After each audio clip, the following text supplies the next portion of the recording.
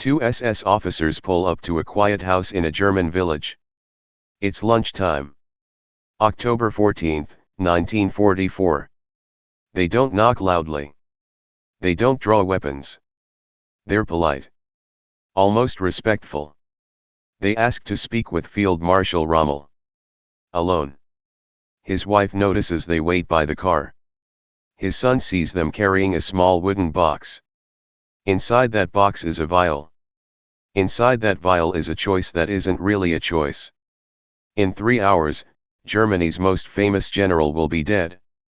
And the nation will be told he died a hero. Subscribe now, because what happened in that car and why it had to happen reveals the machinery of loyalty, betrayal, and how totalitarian regimes eat their own children. Erwin Rommel. The Desert Fox. Hitler's favorite general. The man who'd taken a broken Afrika corpse and turned it into a legend. He won battles he shouldn't have won with supplies he didn't have against enemies with 10 times his resources. British commanders called him a genius. Even Churchill praised him publicly. Rommel fought clean, treated prisoners well, ignored orders to execute Jews and commandos, banned atrocities in his command. He was everything the Nazi regime pretended to be: honorable, brilliant, Germanic. The perfect propaganda tool. Which is exactly why his death had to look natural. Heroes can't be executed. They have to die nobly. But by 1943, North Africa was lost. El Alamein. Defeat. Rommel watched his Afrika corps destroyed by British armor and American resources. He flew back to Germany and told Hitler the truth: we're losing. We need to negotiate. Hitler's response? Send Rommel to France. Build the Atlantic Wall. Prepare for the invasion. And Rommel went, loyal soldier that he was. But something had changed. In North Africa, he'd fought a war. In France, he saw something different. He saw slave labor. He saw the SS. He saw what the regime really was behind the propaganda. And slowly, quietly, he began to realize the monster he was serving. In France, Rommel inspected the Atlantic defenses. Miles of concrete bunkers. Millions of mines. Forced labor everywhere. French civilians, prisoners of war, concentration camp in Matisse Euro building Hitler's wall. Rommel the soldier saw military positions. But Rommel the man saw slaves. Starving. Beaten. Worked to death and replaced. He'd spent 3 years in the clean war of the desert. Now he was watching the dirty war of occupation. And he began asking questions. Questions about camps. About deportations. About what happened to the Jews who disappeared from France. The answers horrified him. Not enough to make him rebel. Not yet. But enough to plant doubt. Other German officers had already decided. A group of Wehrmacht officers and civilians planned to kill Hitler and negotiate peace. Operation Valkyrie. They'd tried before and failed. But now, with invasion imminent, they had one more chance. And they needed Rommel. Germany's most popular general. The people's hero. They approached him carefully. Tested his loyalty. Asked hypothetical questions. What if Hitler died? What if there was a chance to end the war with honor? Rommel listened. He didn't commit. But he didn't report them either. And in Nazi Germany, silence was complicity. June 6, 1944. The invasion came. Rommel wasn't even there. He'd gone home to Germany for his wife's birthday, convinced the weather was too bad for invasion. He was wrong. By the time he returned to France, the Allies had landed. And Rommel, the great tactician, saw immediately what Hitler refused to see: Germany had lost. The Atlantic Wall had failed. The Wehrmacht couldn't push them back into the sea. It was over. Just a matter of time. Rommel wrote to Hitler, "We must end this war." Hitler's response: fight to the last man. No surrender. No negotiation. Just death. That's when Rommel made his choice. July 1944. Rommel made his decision. He would support removing Hitler from power. Not by assassination. He thought Hitler should be arrested and tried. But yes, he would break his oath of loyalty. He would commit treason against the regime he'd served for 12 years. It wasn't ideology. Rommel wasn't a Democrat or a resistance hero. He just saw reality. Hitler was destroying Germany. Every day the war continued, more Germans died for nothing. It had to stop. And if stopping it meant betraying his Third Reich, then he'd betray him. For Germany. For the soldiers still dying. For some possibility of ending this with honor. It was treason as patriotism. And he knew the risk. July 17, 1944. 3 days before the assassination attempt. Rommel was driving back from inspecting front-line positions.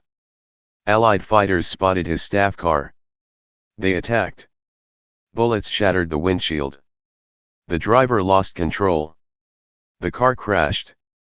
Rommel was thrown out, skull fractured, face torn open, unconscious. He nearly died. He was in hospital when the bomb went off on July 20.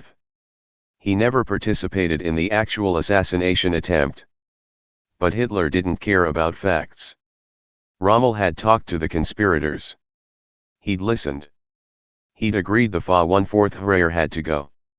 That was enough. The Desert Fox had become a threat. July 20, 1944. Stauffenberg placed the bomb under Hitler's conference table and walked away. At 12:42 p.m., it exploded. 4 men died. Hitler survived. Wounded, enraged, but alive. Within hours, the Gestapo began arresting everyone involved. Interrogations. Torture. Names. More arrests. The conspiracy unraveled in a cascade of confessions and betrayals. Over 7,000 people would eventually be arrested. Nearly 5,000 executed. The regime's revenge was total. And among the names being mentioned in interrogations, under torture, one kept appearing, Rommel. The Desert Fox, wounded and unconscious in a French hospital, had no idea he'd just become a dead man. September 1944. Rommel left the French hospital and returned to Germany to recover. His skull was fractured. His face was still damaged. He could barely walk. He was a wounded war hero, given a house in Herrlingen to recuperate. But he wasn't safe. The Gestapo had their evidence testimony from tortured conspirators. Rommel had known. He'd discussed it. He'd agreed Hitler had to go. Maybe not assassination, but removal. That was enough for treason. The regime couldn't try him publicly. He was too popular, too beloved by the troops and the public. So they waited. And watched. And planned how to make the Desert Fox disappear quietly. October 7, 1944. A phone call. Field Marshal Keitel, from Hitler's headquarters. Rommel, you're ordered to Berlin. To meet with the Third Reich. Rommel knew what that meant. Others had received similar calls and vanished. He told Keitel, I'm too injured to travel. I'm recovering from my head wounds. Keitel was insistent, you must come. Rommel refused. The call ended. In that refusal, Rommel signed his death warrant. If he wouldn't come to Berlin to be quietly dealt with, Berlin would send someone to him. He had 1 week left to live. October 8 to 13, 5 days. Rommel waited. He spent time with his family. Walked in the garden when he was strong enough. Wrote letters. Put his affairs in order, though he didn't explain why. His son Manfred noticed his father was melancholy, distant. Lucy sensed something coming. But Rommel didn't tell them. What could he say?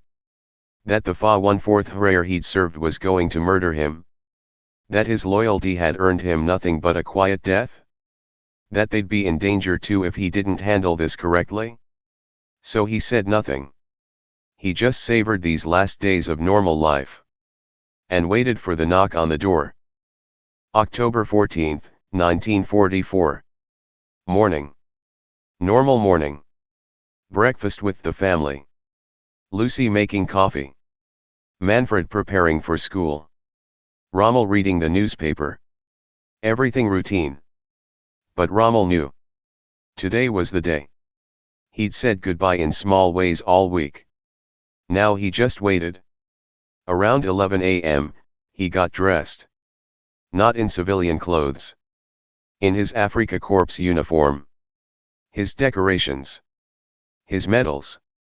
If they were coming for him, he'd meet them as a field marshal. He came downstairs. Lucy asked why he was in uniform. He told her, official visitors expected. And right at noon, the Mercedes arrived. General Wilhelm Burgdorf. General Ernst Meisel. Both from Hitler's headquarters. Both carrying the Fa 1/4 Heer's orders. They were polite. They saluted.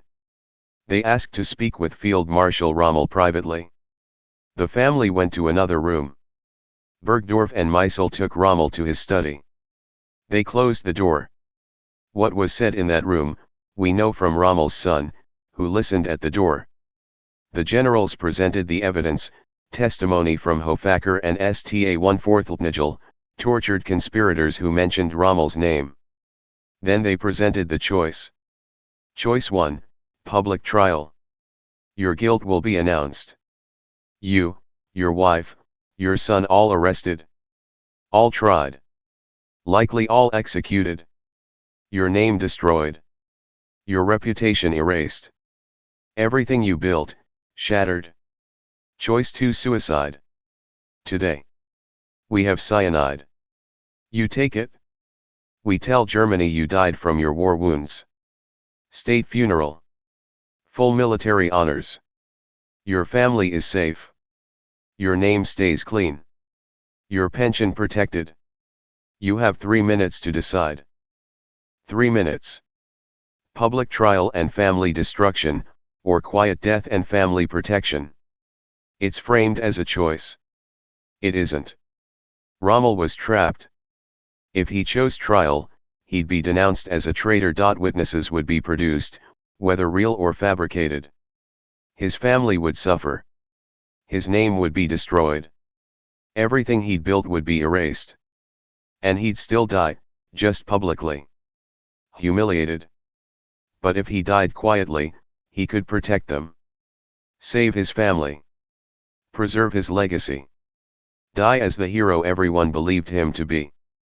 The regime had calculated perfectly. They knew a man like Rommel would choose honor over truth, family over self, the greater good over personal survival. He was going to die either way. The only question was what kind of death.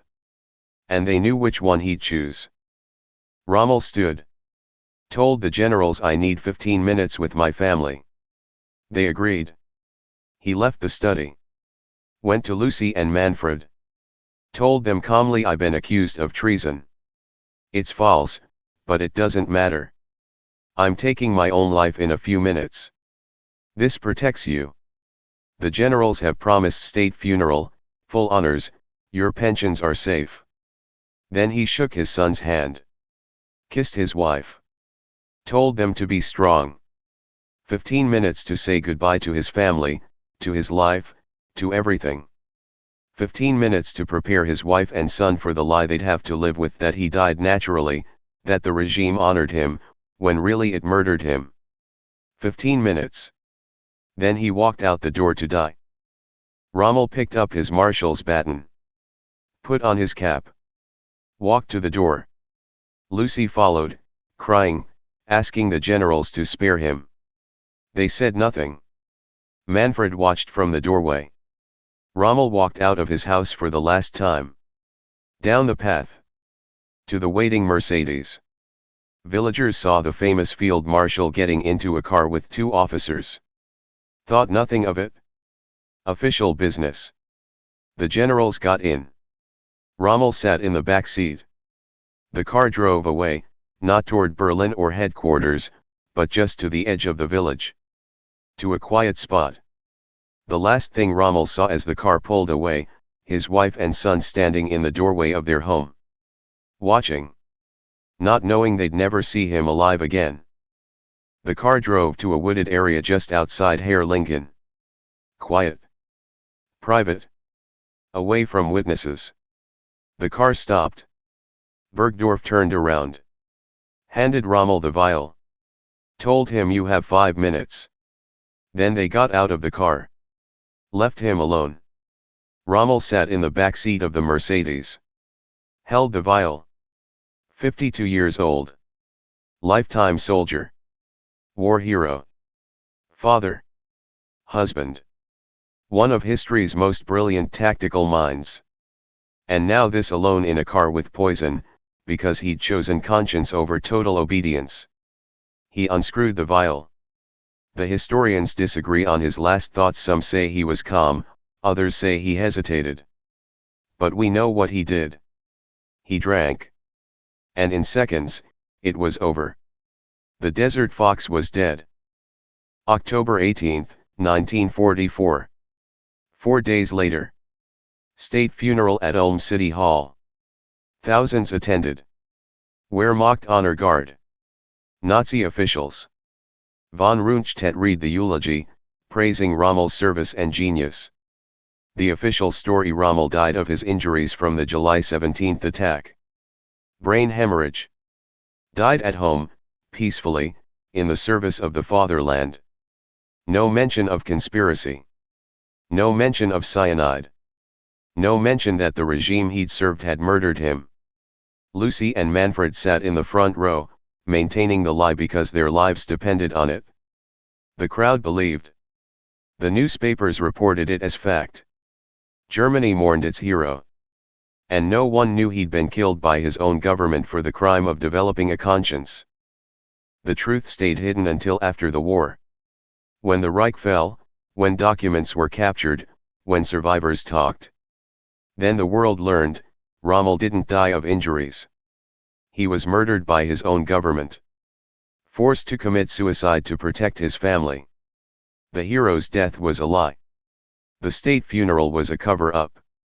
The Desert Fox, Germany's most celebrated general, was killed not by the enemy but by the regime he'd served. And here's the unbearable truth: Rommel had seen what the Nazi state was. He'd witnessed the slave labor. He'd learned about the extermination camps. He'd realized Hitler was destroying Germany. And he'd decided, late, too late, that he had to act. But when you serve a totalitarian regime, there is no safe exit. There is no honorable resignation. You serve until it consumes you. Or you betray it and it kills you quietly. Rommel chose betrayal. And for that choice, he died alone in a car with poison, his last act protecting a family left behind to carry a lie. He was complicit in the regime's rise. He served it faithfully for years. But in the end, when he tried to stop the machine killed him. The regime he built destroyed him. And maybe that's the lesson: there is no clean way to serve evil, even if you wake up late. The stain doesn't wash off. The machine doesn't forgive. And the man who finally chooses conscience pays the price for all the years he didn't. Rommel saved his family. But he couldn't save himself. He couldn't undo what he'd helped create. He could only die quietly, hoping his death bought something: safety, honor, protection for those he loved. They lived. He didn't. And the lie outlasted the truth for years. That's how these regimes work. They kill.